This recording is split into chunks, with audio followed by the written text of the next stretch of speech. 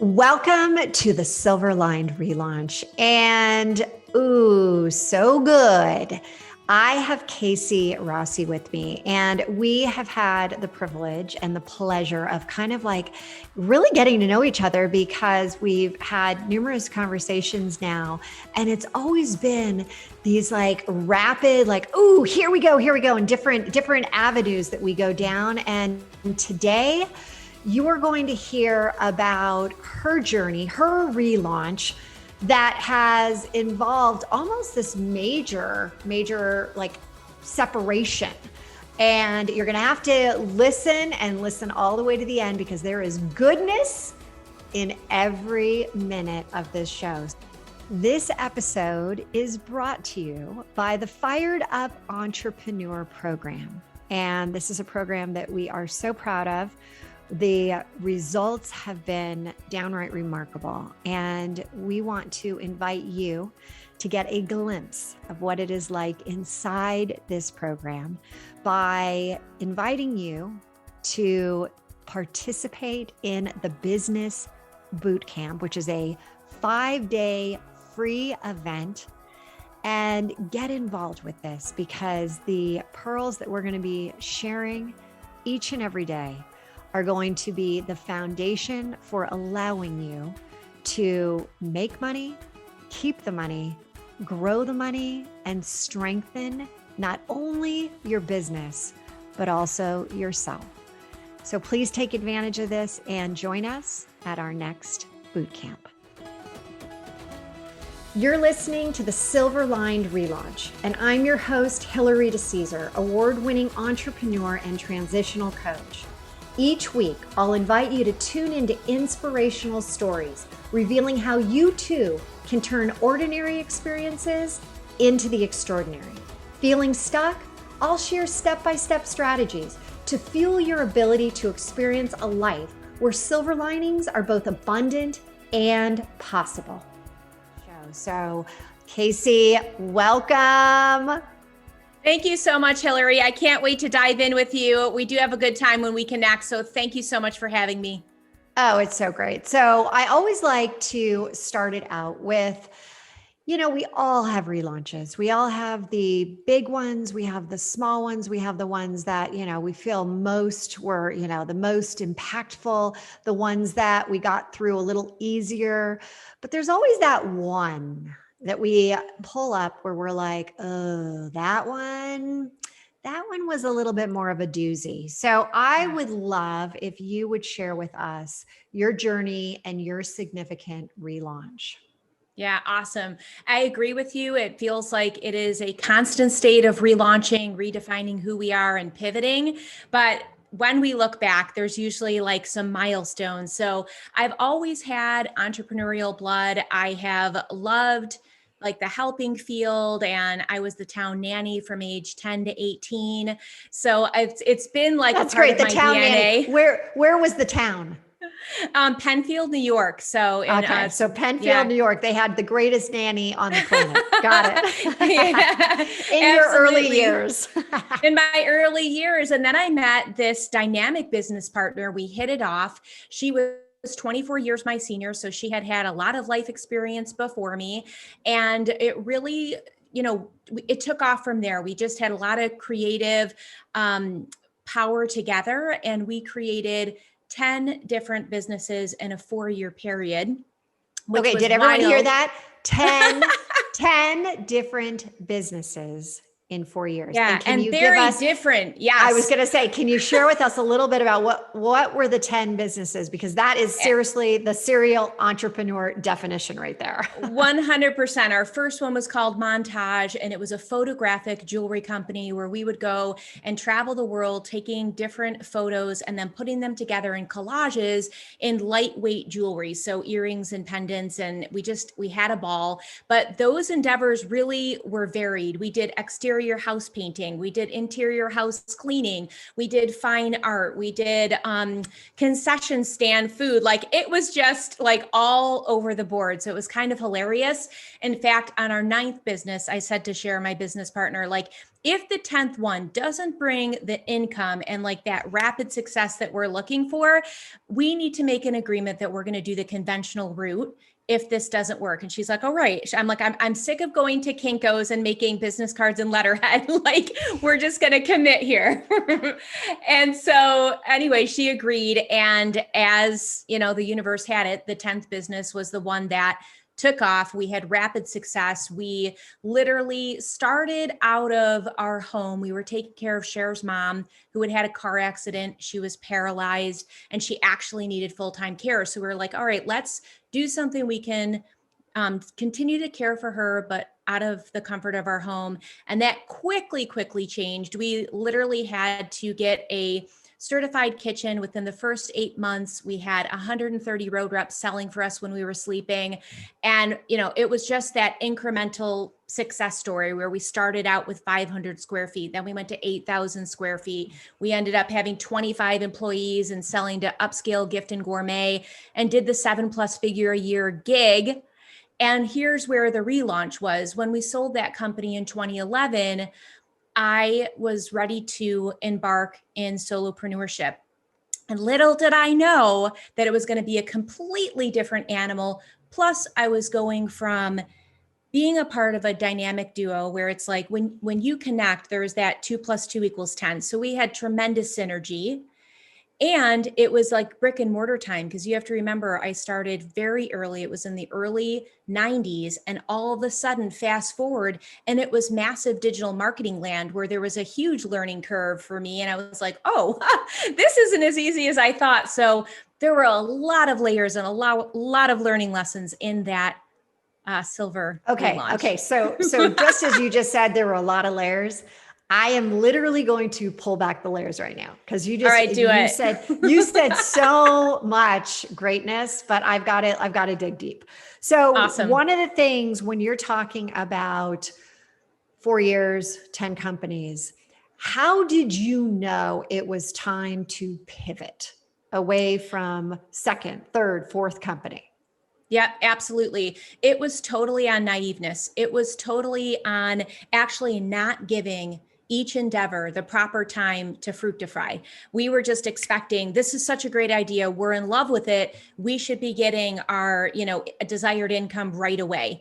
And so that was, I think, you got to remember, I was 19. So to that, it was like, oh, okay, there was such naiveness there. And this was just creating things from a white piece of paper. Neither of us had business school experience or anything like that. So that is, I think, part of the reason why we kept recreating the wheel. And I think but I love how you said fruit to fry.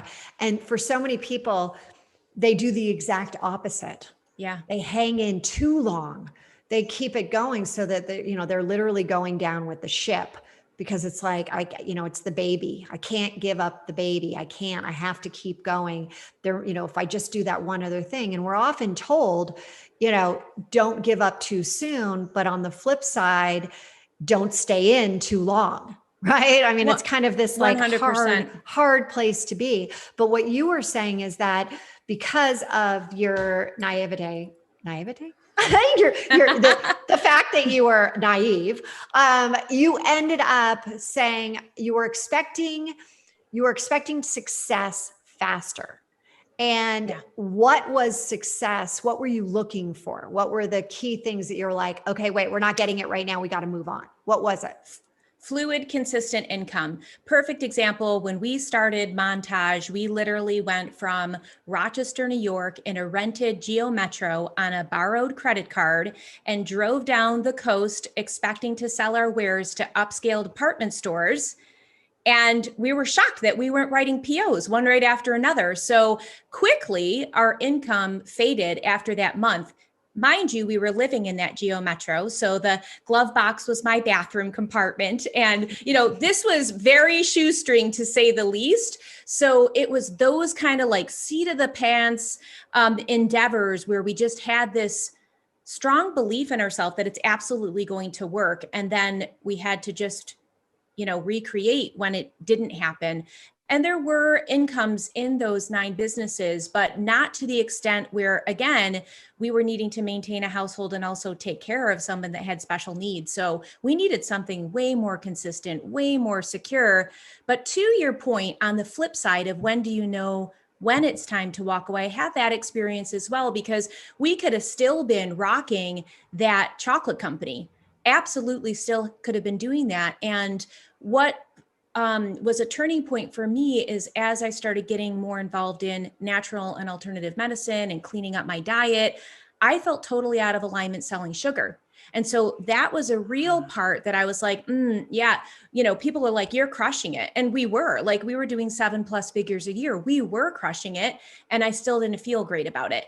And we tried to do like a little mini pivot and do a nutraceutical line. And it was a completely different thing, completely different audience. Our customers were like, where are the M&Ms? Where's caramel toffee crunch? Like, we don't want cacao and goji berries. And again, this is back in, actually you're ahead of your time. Now they would, right? Yeah, absolutely. Now we'd be all over it. But then they were like, God. what is maca? Like, what are these things, So yeah, see, I would be the one going to your store right now saying, oh yeah, now weekends I go to the other store. Yeah, but totally. During the week I do like my, my chocolate. Okay. So you did have the success too, but it was out of alignment. Yeah, and absolutely. That's when you're like, you know what, I can't do this. I have to, but you were starting to understand the foundation of business with each one of these companies. One of the things that I get asked a lot is, how much do you need to have in order to start a business? How much are you going to be willing to actually put into the business? And how did you do that over and over and over again? How did you base your decision on how much you're going to spend? Well, this is another interesting learning lesson, because in the first 20 years of my 30-year entrepreneurial journey, I gave everything to it. I was 100% in fact, that first business we did out of our home. So anytime we heard the fax machine, and I know I'm dating myself, but we'd run downstairs and be like, oh my gosh, we got an order, so it was 24/7. It was all on. And it was definitely buying into the mentality of, in order to be successful, you have to work hard, and hard work is honest work. And so the only way to have honest work is sweat of the brow. So I don't recommend that. What stories, right? Yeah, Limiting beliefs all over that. Yes. Okay. I don't recommend that way. So that's the thing. It's like those lessons were like, okay, wait, I get to do this a different way. I get to do this my way. And I think that was another key piece. Like when you asked, how do you know when it's time to leave? I was experiencing adrenal fatigue and burnout for multiple years. I was having visual migraines multiple times per week, to the point I put a little like fainting couch in the corner of my office so I didn't have to take transit time to go home to recover and gain my eyesight back. So definitely a huge shift to the last 10 years and what I help my clients do now, which is that balance, that integration, that you get to decide. We don't have to actually follow an expert's blueprint in order to see the success that we're looking for, because success is not what's in your bank account. And that took a long time for me to realize. Okay.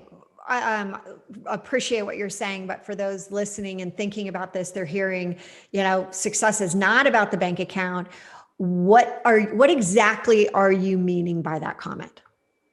I feel like when you are tied into those beliefs that in order to win, you have to do the whole waking up at 4 a.m., you have to do the whole like sacrifice lifestyle, even if it's just in the startup years of, year 3 to 5, in order to hit 6, 7+ whatever your goal is financially. And what I'm saying now, as I've gone through these like ups and downs, success to me is defined by how I'm feeling in my body, the kind of relationships that I have, how much downtime I have to enjoy, friends, family, my property. It's very, very different. Like I'm a 6-figure earner now, and I'm so much happier than being a 7-figure earner before. All right. So as you said, you snuck in there the 3 to 5 years that it really takes.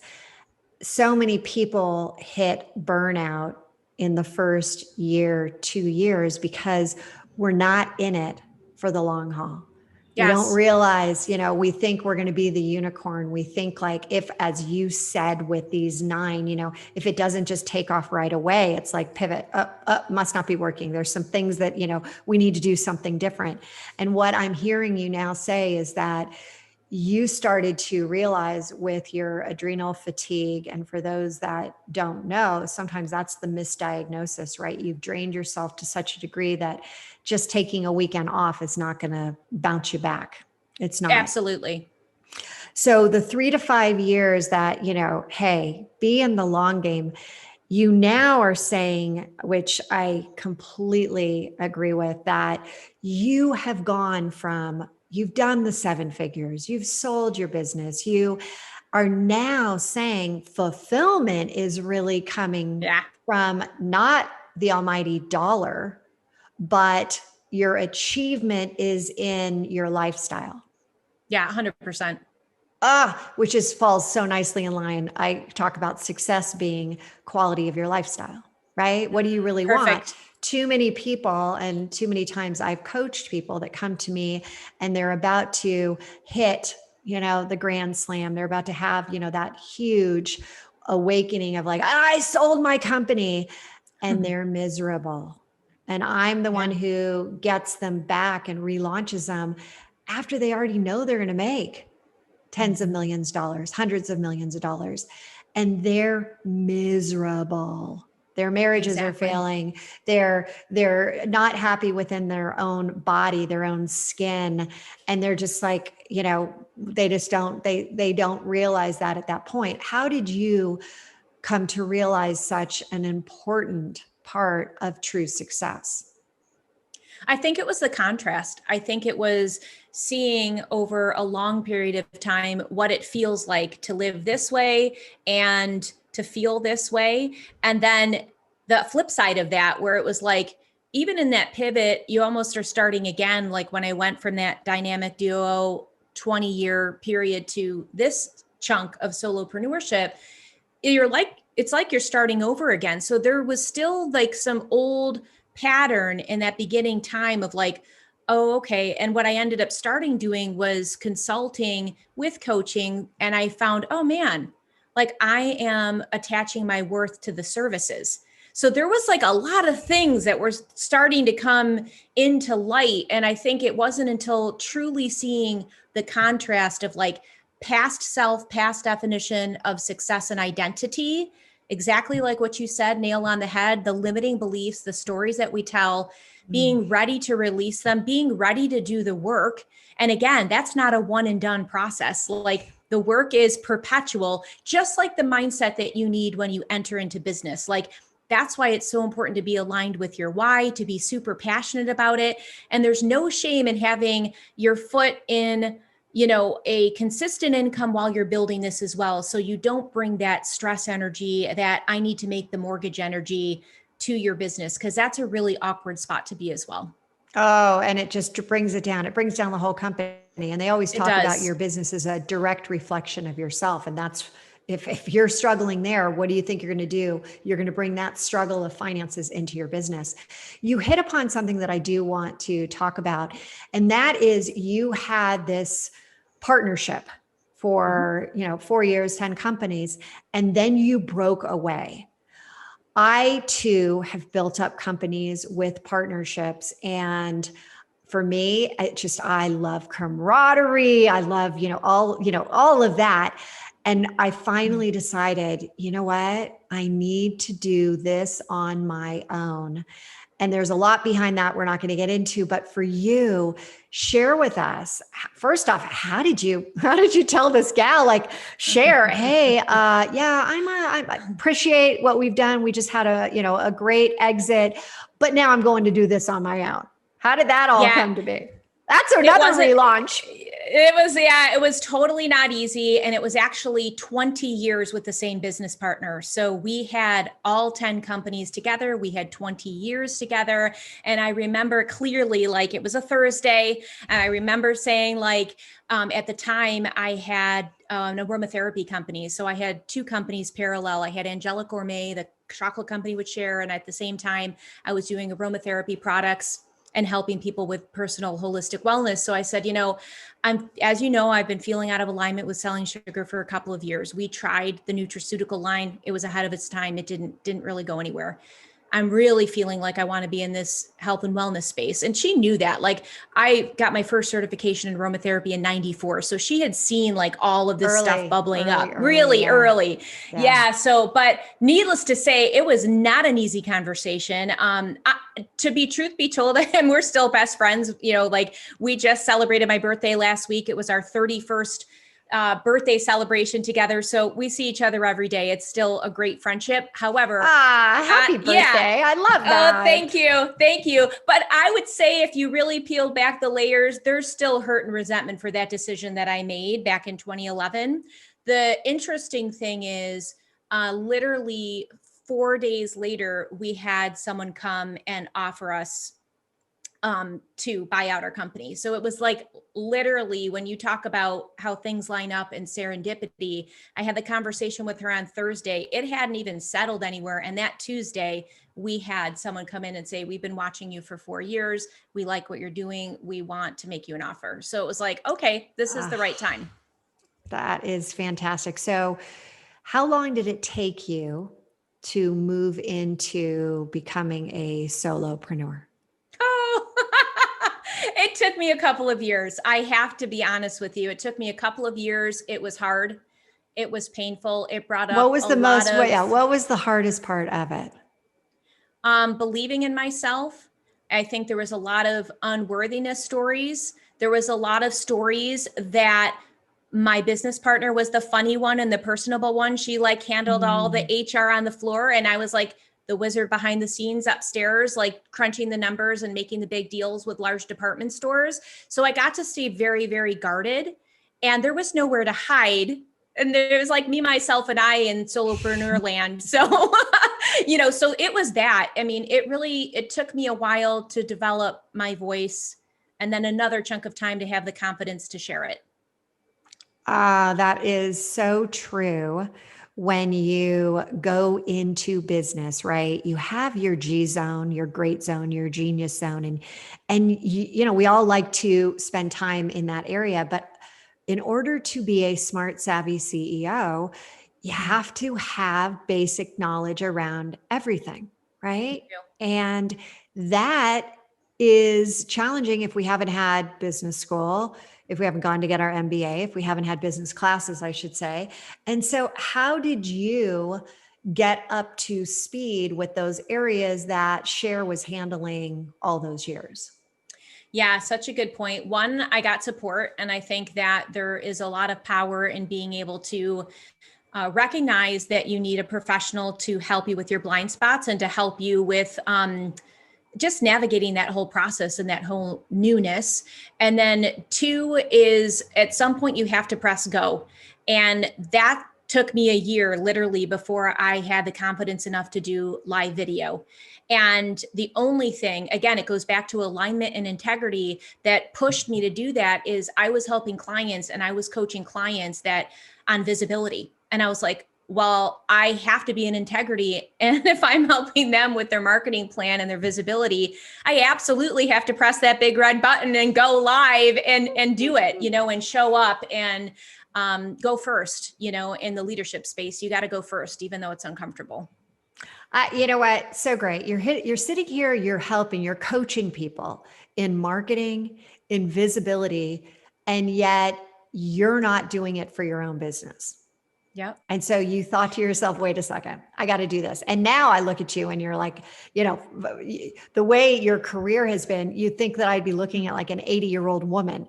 And, you're young and you're vivacious. You got all this going on. You're so confident, as for those that are watching this over on YouTube, you're seeing us live, but it is like, you've got to push through your own limiting beliefs, your own stories, in order to say, wait a second, in order for me to reach that level of success, to be in alignment, I have to get over my own mess and get into my own version of my own message, right? And absolutely. You're doing it. And the interesting thing is, I think at those crossroads, we always have these decision choice points, because I could have stayed in the consulting role and still been behind the scenes, still been the one putting together the email sequences and doing the webinar support and helping them build their social media plan. And no one could have or would have even known my name. And I was still hitting six figures at that time. But there was something else that was like, wait a second, like, at some point, and it's that Ani Nin quote, like, it becomes too painful to stay in the bud stage. There is no other choice but to blossom. And I felt that. I literally felt that internal pain. And I was like, okay, I have to do this. God, that bud stage is tough though, right? It is. God. It is. Man, Kc, that's a tough stage. All right. So as you know, we're coming to the end here. I love to do some rapid fire questions. And given that you have done so many amazing businesses, so many, just successes in your life, if you were to have to start over today with a brand new business, can't do what you're doing, what would you launch? Oh man, that is so awesome. Does it have to be profit or can it be not for profit? Well, it could be a not-for-profit. It could be either one, because I'm hearing where you're going, either one, but there always is, even the not-for-profit, there has to be a profitability side. Absolutely. I just had this conversation with my bestie, and hands down, it would be personal development and growth work and in-person retreats to really go deep and cultivate that sacred space and have that opportunity to not be alone and to bust through those unworthiness and limiting belief stories. It would absolutely be that. I get it. I'm having my first retreat in the fall, and I'm like, right there, girl. Right there. It's actually been a dream of mine for years and years and years. And I'm like, I'm listening to you. I'm like, oh, yes, I get Maybe that. I'll have to come to your retreat. That sounds awesome. I think I've got a guest speaker here, ladies. This is good. Woot woot is right. We're doing this. And then also, when you are now talking about fulfillment, what does actual revenue profitability allow you to do? It allows me to cultivate space to be wherever I want and do whatever I want with whoever I want. And that is so freeing. And because I'm a Taurus, I love the foundation of security. So I'm a big yin and yang person. But for the last chunk of years, like, I've been able to go to Hawaii for 5 weeks at a time every year. So it gives and allows me the opportunity to take my work on the road and to never miss a beat if I choose to. And then coming up, I'm going to be heading out to Virginia Beach with my niece who just graduated from Ithaca College. And it's like, you know what? I'm actually not going to bring the laptop on that trip. And I have the luxury to be off and have no guilt about it. so great when you can do that. Turn it off, close the computer down. All right. And what is your favorite beauty product by name? Nice. So True Botanicals, and it's their Renew facial cleanser. It smells divine. It's all natural, really high integrity company about their ingredients and sustainability. And it just feels super luxurious to use every morning. And it feels totally in alignment with you, which I love. And then what does powerhouse of possibility mean to you?